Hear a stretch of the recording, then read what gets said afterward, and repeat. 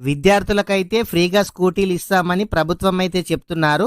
ఒకేసారి కాకుండా దశల వారీగా అమలు చేస్తామని అయితే చెప్తున్నారు. తెలంగాణ రాష్ట్రంలో ప్రభుత్వ డిగ్రీ లేదా బీటెక్ విద్యార్థులకైతే ఉచితంగా ఈవీ స్కూటీలు ఇస్తామని సీఎం రేవంత్ రెడ్డి గారు అయితే ప్రకటించడం అయితే జరిగింది. దీనిని దశల వారీగా అమలు చేసేందుకు ప్రభుత్వం అయితే ప్లాన్ చేస్తుంది. స్కూటీల ధరలతో పాటు పంపిణీ ఎంత సమయం పట్టచ్చనే అంశాలనైతే పరిశీలిస్తుంది. దాదాపు 1.70 1,70,00,000 మంది లబ్ధిదారులు ఉంటారని, ఈ స్కూటీల కొనుగోలుకు 1,600 కోట్లు ఖర్చు అవుతుందని అంచనా అయితే వేశారు. రానున్న వార్షిక బడ్జెట్లో దీనికైతే నిధులైతే కేటాయిస్తారు. మీరు డిగ్రీ కానీ బీటెక్ చదివే విద్యార్థులు ఓన్లీ ప్రభుత్వ కాలేజీలో చదివిన వాళ్ళకైతే ఛాన్స్ అయితే ఉంటుంది.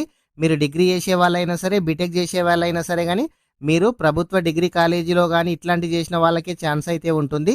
దీని గురించి పూర్తి వివరాలు తెలియగానే కూడా మన ఛానల్లో వీడియో చేయడం అయితే జరుగుతుంది. ప్రతి ఒక్కరు కూడా మన ఛానల్ని అయితే సబ్స్క్రైబ్ చేయండి.